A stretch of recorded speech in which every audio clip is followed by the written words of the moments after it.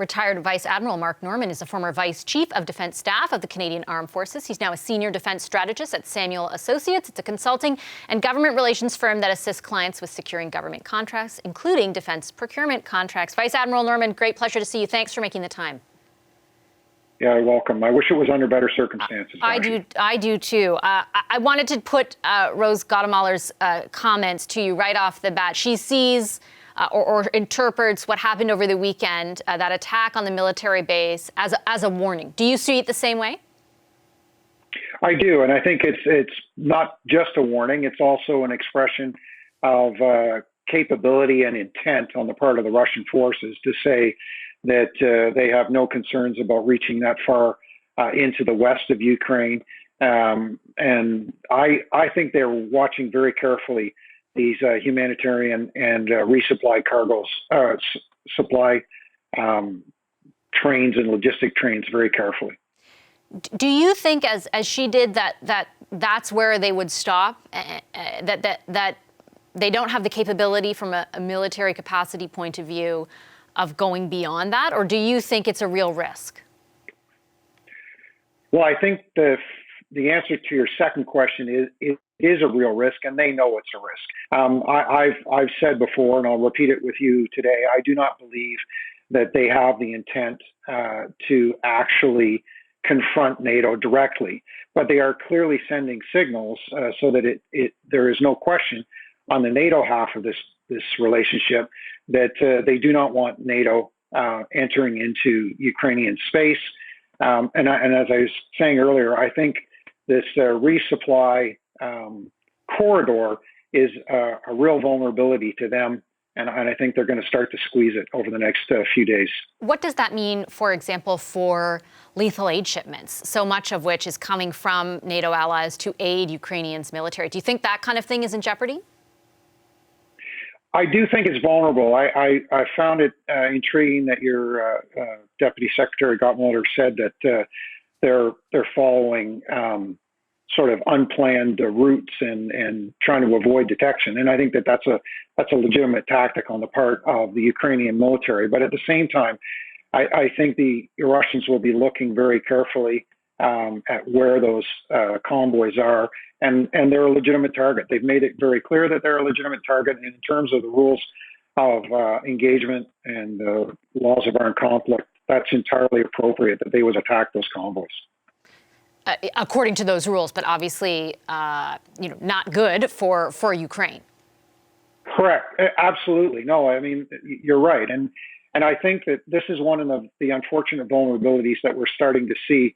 I mean, notwithstanding the outpouring of support, both from a humanitarian perspective, which is another discussion, and also from a military resupply perspective, we're starting to see some of these key lines of communication and resupply getting choked.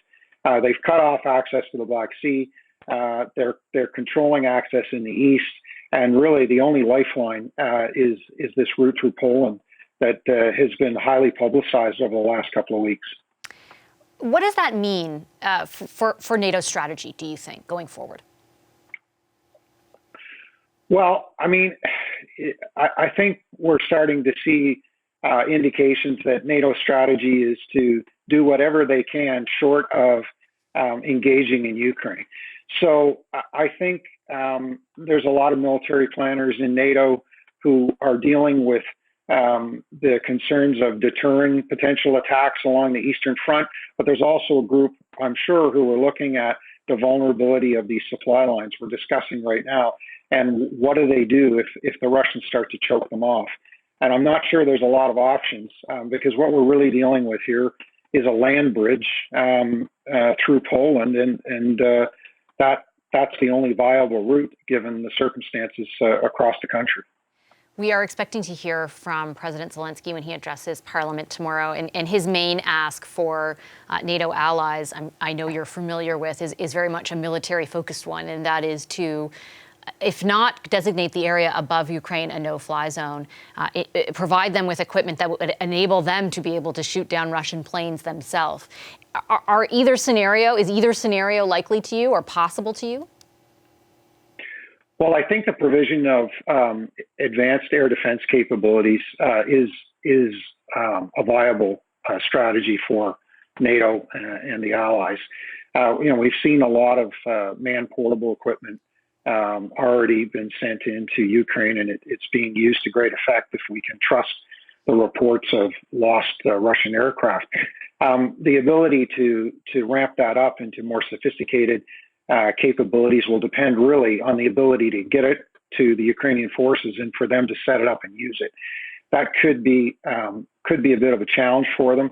So I think we're going to continue to see the portable, easily handled, and very effective anti-aircraft Javelin and similar systems in use.